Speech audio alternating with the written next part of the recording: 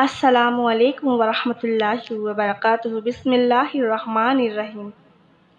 آج ہم آپ کے سامنے پیش کرنے جا رہے ہیں شیخ عبدالقادر جیلانی رحمۃ اللہ علیہ کی کرامات کا ایک بہت ہی حیرت انگیز واقعہ۔ ویڈیو میں آگے بڑھنے سے پہلے آپ لوگوں سے ایک چھوٹی سی گزارش ہے کہ ہمارے اس چینل کو سبسکرائب کریں، ویڈیو پسند آئے تو اسے لائک کریں۔ اس واقعے میں ایک زندہ انسان کی نماز جنازہ اور پھر اس کے ساتھ کیا ہوا، اس واقعے کو پوری طرح سمجھنے کے لیے ویڈیو کو ضرور آخر تک دیکھیں۔ سرکار غوث اعظم رحمۃ اللہ علیہ کے مخالف بغداد شریف میں موجود تھے اور وہ طرح طرح کے نقص نکالتے، طرح طرح کے طریقے سوچتے تاکہ سرکار غوث اعظم رحمۃ اللہ علیہ کو لوگوں کے سامنے بے عزت کر سکے، لیکن وہ یہ نہیں جانتے تھے کہ یہ سردار اولیاء ہیں، پیران پیر ہیں، اللہ تعالیٰ کے نیک بندے ہیں۔ اللہ تعالیٰ نے ان کو کئی طرح کی کرامتوں سے نوازا ہے۔ سرکار غوث اعظم کے لوگوں نے کئی امتحان لیے، لیکن ان میں لوگوں کا ایک ہی نقصان ہوا۔ ایک مرتبہ کا ذکر ہے، سرکار غوث اعظم رحمۃ اللہ علیہ اپنے مقام پر جلوہ افروز تھے کہ اچانک لوگوں کا ایک گروہ جو کہ شیخ عبدالقادر جیلانی رحمۃ اللہ علیہ کے بہت مخالف تھے اور سرکار غوث اعظم رحمۃ اللہ علیہ سے جلتے بھی تھے، وہ لوگ یہ کہتے تھے اللہ والے کی ہنسی اڑائی جائے۔ وہ لوگ ایک شخص کو سکھا پڑھا کر کفن لپیٹ کر جنازے کے پلنگ پر لٹا کر لے آئے اور انہوں نے یہ منصوبہ تیار کیا کہ جیسے ہی سرکار غوث اعظم رحمۃ اللہ علیہ نماز جنازہ پڑھا دیں گے تو اس شخص کو بولا گیا کہ تم کھڑے ہو جانا تاکہ ہم ان پر ہنس سکیں اور ان کا مذاق اڑا سکیں اور ذلیل و خوار کر سکیں۔ لیکن وہ یہ نہیں جانتے تھے کہ سرکار غوث اعظم رحمۃ اللہ علیہ اللہ کے وہ مقبول ولی ہیں جنہیں اللہ تعالیٰ نے مردے کو زندہ کرنے کی طاقت دے رکھی تھی۔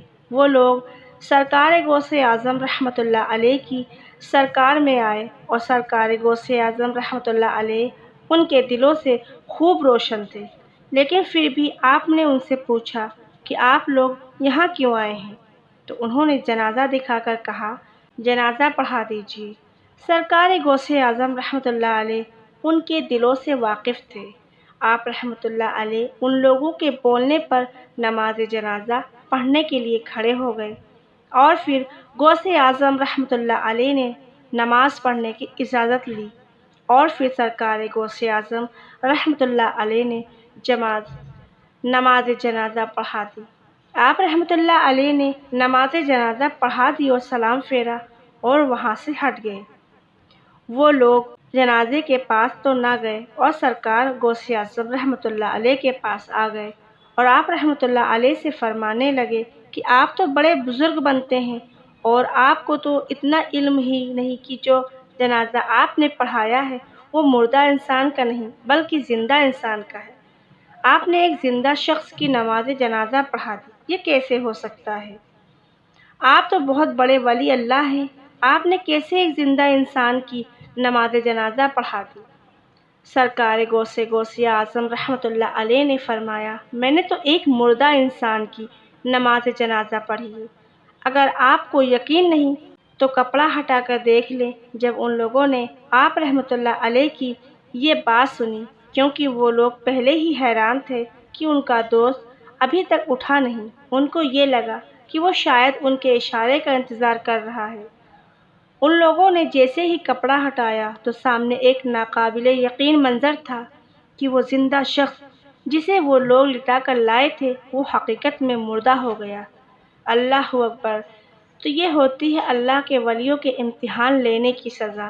لوگ یہ کیوں بھول جاتے ہیں کہ ولی اللہ کے مقبول ترین بندے ہوتے ہیں۔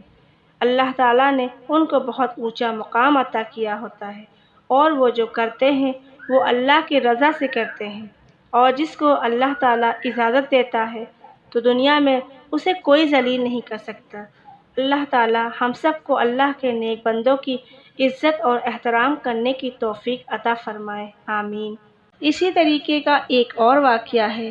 عارف ابو محمد رحمۃ اللہ تعالیٰ بیان فرماتے ہیں کہ شیخ عطا رحمۃ اللہ تعالیٰ صبح کے وقت اپنے شہر ہر جمعہ کے روز نشان تک پانی میں جایا کرتے تھے، اور ان کے جو مرید رہتے تھے وہ ان کے ساتھ ہوا کرتے تھے، اور یہ بزرگ بڑے بلند مرتبہ تھے، اور ان کے مریدوں میں سے بعض لوگ شیر پر سوار ہو کر جایا کرتے تھے۔ میرے دل میں خطرہ گزرا اور میں بغداد شریف جا کر سید عبدالقادر مرشد غوث اعظم دستگیر شیخ عبدالقادر جیلانی رحمۃ اللہ علیہ کی خدمت میں حاضر ہو گیا اور شیخ عطا کا میں نے حال بیان کر دیا۔ آپ سرکار غوث اعظم دستگیر رحمۃ اللہ علیہ اس وقت تو خاموش رہے۔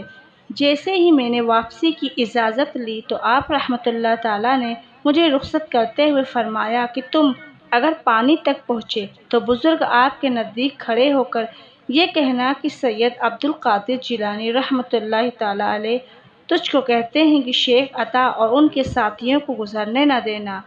پھر میں واپس ہوا اور پھر پانی کی درگاہ کے پاس کھڑا ہو کر غوث اعظم رحمۃ اللہ علیہ تعالیٰ کا پیغام اس کو دے دیا۔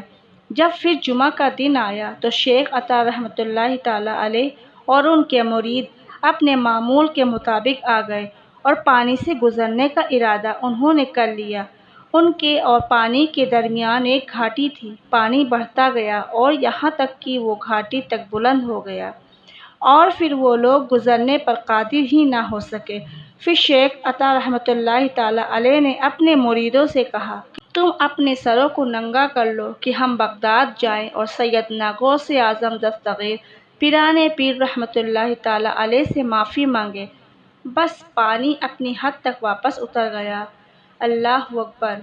اسی طرح کا بیان کیا جاتا ہے کہ ایک رات کی بات ہے، شیخ ابو عبد الملک رحمۃ اللہ تعالیٰ علیہ سیدنا غوث اعظم رحمۃ اللہ تعالیٰ علیہ کے مدرسے میں کھڑے ہوئے تھے۔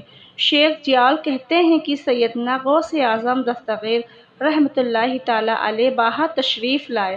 آپ رحمۃ اللہ تعالیٰ علیہ کے دست اقدس میں ایک عصا مبارک تھا۔ آپ رحمۃ اللہ تعالیٰ علیہ کو دیکھ کر ہی میرے دل میں خواہش پیدا ہو گئی کہ اس وقت آپ رحمۃ اللہ تعالیٰ کوئی کرامات ہی دکھا دیں۔ اچانک آپ رحمۃ اللہ تعالیٰ نے میری جانب دیکھا اور مسکرائے اور اپنا عصا مبارک زمین پر گاڑ دیا۔ وہ عصا مبارک روشن ہو کر چمکنے لگا اور مدارس میں ہر طرف روشنی ہی روشنی پھیل گئی۔ 1 گھنٹے تک مسلسل عصا مبارک چمکتا رہا۔ پھر میں نے آپ رحمۃ اللہ علیہ کے قدموں میں گر کر معافی طلب کی اور فرمایا کہ آئندہ کے بعد میں اس قسم کی کبھی کوئی خواہش نہیں کروں گا۔ بالکل اسی طرح حضرت ابو الحسن علی بن خاص رحمۃ اللہ علیہ سے منقول ہے، وہ فرماتے ہیں کہ ایک مرتبہ میں ایک جماعت قصیر کے ہمراہ حضور سیدنا غوث اعظم دستگیر پیران پیر روشن زمین رحمۃ اللہ علیہ تعالیٰ کی زیارت کے بعد شہادت کے لیے روانہ ہو گیا۔ اس دوران بے شمار لوگ میرے پاس آتے رہے اور اپنی مشکلات کے حل کے لیے وہ لوگ مجھ سے کہتے بھی رہے کہ میں حضور سیدنا غوث اعظم دستگیر پیران پیر روشن زمین رحمۃ اللہ تعالیٰ علیہ سے ان کی سفارش کروں۔ حضرت ابو الحسن رحمۃ اللہ تعالیٰ علیہ فرماتے ہیں کہ راستے میں ایک بد اخلاق نوجوان لڑکا تھا۔ وہ لڑکا بہت ہی زیادہ ڈھیٹ اور بہت زیادہ شراب خوری کیا کرتا تھا، یعنی 1 نمبر کا شرابی تھا، اور وہ اچانک سے ہمارے قافلے میں شامل ہو گیا، اور مجھے اس بات کا اچھی طرح علم تھا کہ وہ اکثر و بیشتر ناپاک ہی رہا کرتا۔ 12 برس کے بعد وہ اپنی خود کی صفائی بھی نہیں کرتا تھا۔ اس نے اتفاق کہ حضور سیدنا غوث اعظم دستگیر پیران پیر روشن زمین رحمۃ اللہ تعالیٰ علیہ سے بھی راستے میں ہی ملاقات ہو گئی۔ حضرت ابو الحسن فرماتے ہیں کہ میں نے حضور سیدنا غوث اعظم دستگیر شیخ عبدالقادر جیلانی رحمۃ اللہ تعالیٰ علیہ کی خدمت میں لوگوں کے پیغام پہنچا دیے، اور پھر مجھ سمیت میرے ساتھ میرے ہمراہ موجود تمام لوگ سب نے آپ رحمۃ اللہ تعالیٰ علیہ کے دست حق پرست یعنی کہ آپ کے ہاتھ مبارک کو حضر عقیدت سے چومنا شروع کر دیا تھا۔ فرماتے ہیں کہ جب اس بد اخلاق لڑکے نے حضور سیدنا غوث اعظم دستگیر رحمۃ اللہ تعالیٰ علیہ کا ہاتھ مبارک چوما تو وہ بے ہوش ہو کر زمین پر گر پڑا۔ جب اسے ہوش آیا تو اس کے چہرے پر داڑھی نمودار ہو چکی تھی، اور اس نے پھر آپ رحمۃ اللہ تعالیٰ علیہ کے دست حق پرستی پر توبہ کی۔ پھر اس کا شمار نیک کاموں میں ہونے لگا، نیک لوگوں میں ہونے لگا۔ ماشاءاللہ۔ آج کی ویڈیو آپ لوگوں کو کیسی لگی؟ اچھی لگے تو پلیز ہمیں کمنٹ باکس میں ضرور بتائیں، اور ابھی تک ہمارے چینل کو سبسکرائب نہیں کیا ہے تو ہمارے چینل کو سبسکرائب کریں۔ جزاک اللہ۔